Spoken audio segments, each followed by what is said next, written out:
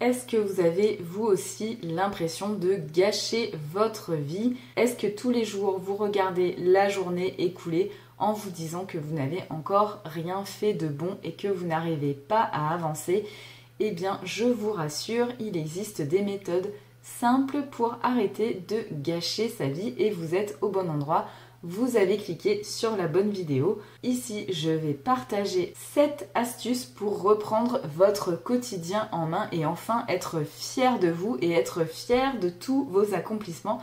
Allez, c'est parti, on commence maintenant. Réussir dans la vie ne se fait pas en un claquement de doigts et généralement, ça prend du temps, de l'effort et ça se construit sur le long terme. Malheureusement, ce que les réseaux sociaux nous montrent aujourd'hui, ou en tout cas ce dont on a l'impression, c'est que tous les gens qui réussissent et qui sont bien dans leur vie l'ont fait du jour au lendemain ou en tout cas naturellement.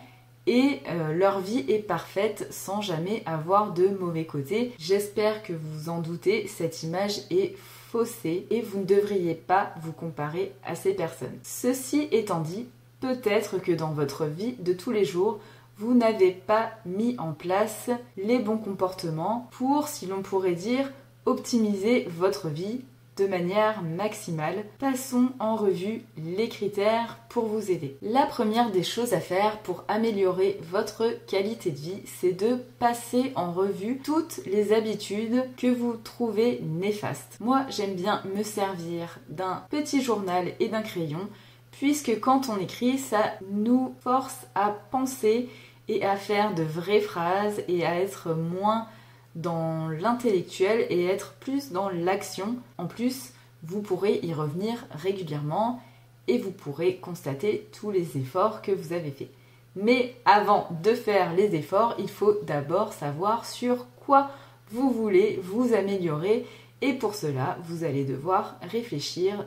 Donc, comme je le disais, à toutes ces petites habitudes néfastes qui vous pourrissent la vie au quotidien. Par exemple, ça peut être passer trop de temps sur les réseaux sociaux, ça peut être consommer de la nourriture de mauvaise qualité, d'avoir des problèmes de sommeil ou encore de ne pas réussir à déconnecter du travail même pendant le week-end. Je vous incite vraiment à identifier ces habitudes parce qu'en règle générale, elles contribuent à notre sensation de stress et d'anxiété, ce qui pourrait nous conduire au burn-out ou à la dépression dans les cas les plus graves. En tout cas, ça va avoir un impact négatif sur notre qualité de vie. Je vous laisse 2 minutes maintenant pour faire l'exercice si vous en avez envie. Mettez la vidéo en pause. J'ai coutume de dire que lorsqu'on ne comprend pas quelque chose, c'est très difficile d'agir dessus. En tout cas, moi personnellement, je sais que j'ai besoin de comprendre et d'appliquer les choses au quotidien pour que ça devienne vraiment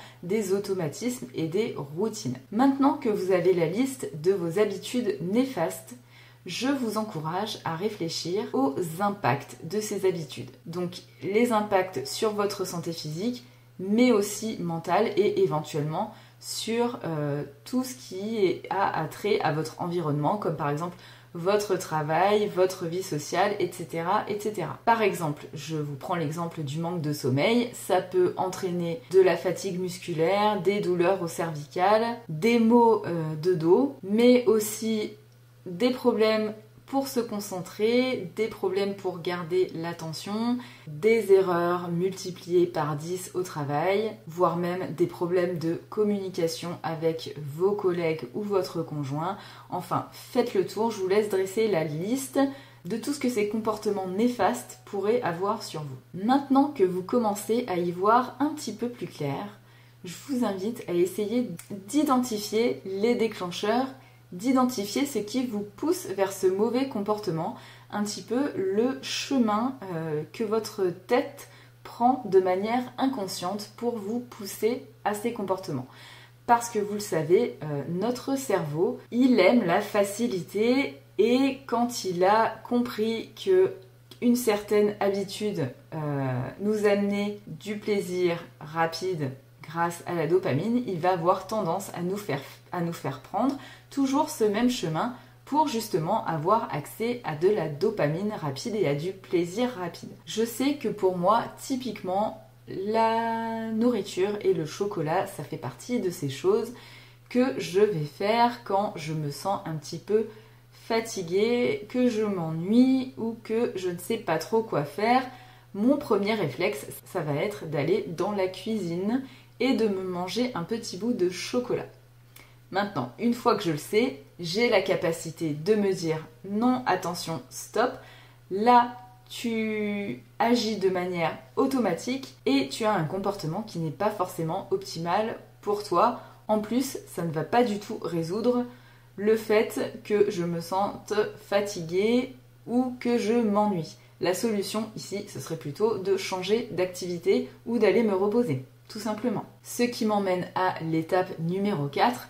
Une fois que vous avez identifié les contextes dans lesquels ces mauvaises habitudes surviennent, vous êtes maintenant à même de créer un plan d'action plus favorable pour remplacer ces mauvaises habitudes par des bonnes. N'oubliez pas de rester réaliste, réalisable.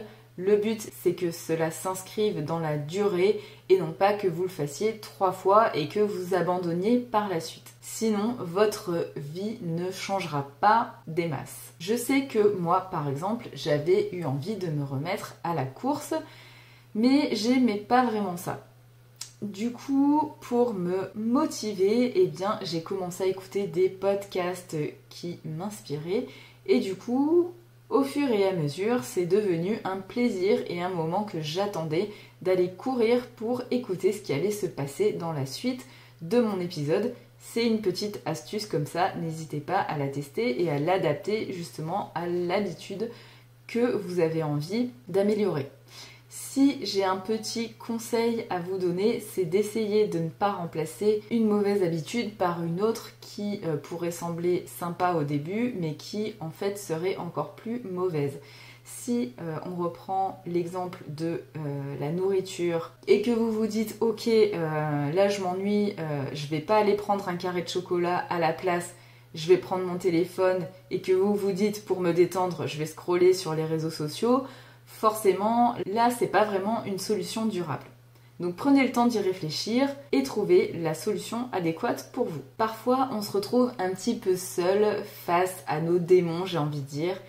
C'est là où il est important de trouver du soutien. Du soutien auprès de vos collègues, auprès de votre famille, auprès de vos amis, bref, n'hésitez pas à parler autour de vous de tous les changements que vous avez envie d'apporter à votre vie pour que les gens puissent y prendre part ou du moins vous soutenir et vous encourager si c'est un entourage bienveillant évidemment. N'hésitez pas à leur communiquer vos besoins et éventuellement vos objectifs. Vous pouvez aussi leur demander de vous aider à vous empêcher de céder à vos mauvaises habitudes. Par exemple, si vous avez envie d'arrêter de fumer et que votre conjoint fume aussi, vous pouvez lui demander de ne plus fumer dans la maison, par exemple, et d'aller dehors. Si vous voulez arrêter les réseaux sociaux, vous pouvez demander à vos amis d'arrêter de vous envoyer des mèmes à longueur de journée.